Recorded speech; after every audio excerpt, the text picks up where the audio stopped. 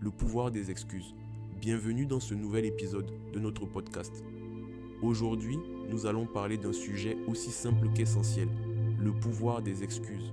Vous savez, ces deux petits mots, je suis désolé, qui peuvent réparer des ponts brisés, apaiser des cœurs blessés et même renforcer nos relations.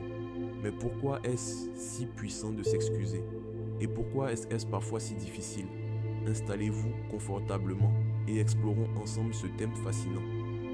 1. Pourquoi s'excuser est essentiel? Commençons par une évidence. Les relations humaines ne sont pas parfaites.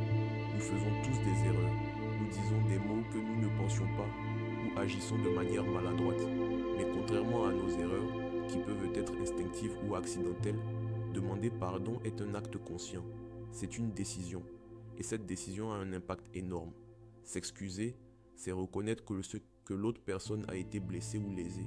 C'est valider ses émotions et lui montrer qu'elle compte pour nous. Une excuse bien faite peut désamorcer un conflit, restaurer la confiance et démontrer une réelle maturité émotionnelle.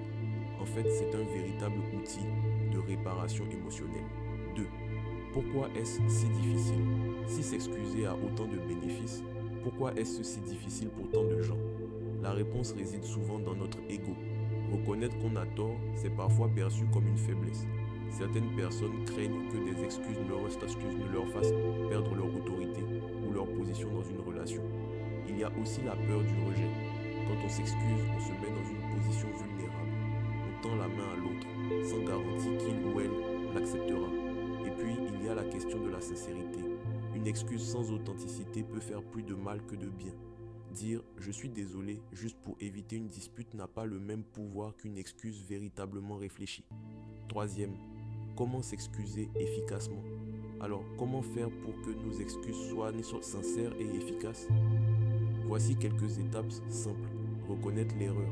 Dites clairement ce que vous avez fait de mal. Par exemple, au lieu de dire simplement « désolé », essayez « je suis désolé d'avoir oublié ton anniversaire. J'aurais dû y penser ». Exprimez de l'empathie, montrez que vous comprenez ce que l'autre ressent. Je comprends que tu as pu te sentir blessé et ce n'est pas ce que je voulais. Évitez de se justifier. Une excuse n'est pas une opportunité de se défendre. Évitez les mais. Je suis désolé, mais tu sais que j'étais occupé. Cela réduit la force des excuses. Proposez une solution. Si possible, proposez une façon de réparer les torts. Cela montre que vous êtes prêt à agir pour corriger la situation. Être patient. L'autre personne peut avoir besoin de temps pour accepter vos excuses. Respectez cela. 4e, le pouvoir transformateur des excuses. S'excuser, c'est bien plus qu'une simple formalité. C'est un acte de courage et d'humanité.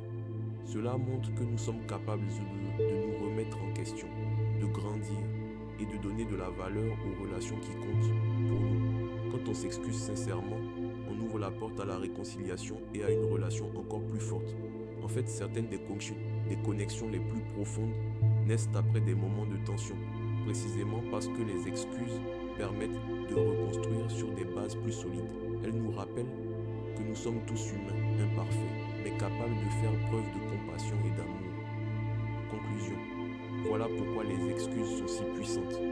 Elles ne sont pas un signe de faiblesse, mais de force. Elles nous aident à réparer le passé et à construire un futur plus harmonieux. Alors, la prochaine fois que vous sentez ce nœud dans votre estomac après une erreur, ne fuyez pas. Prenez une profonde inspiration et osez dire ces mots « je suis désolé ». Vous pourriez être surpris de la magie que cela peut créer. Merci de nous avoir écoutés. Si cet épisode vous a plu, n'hésitez pas à le partager ou à nous laisser votre avis.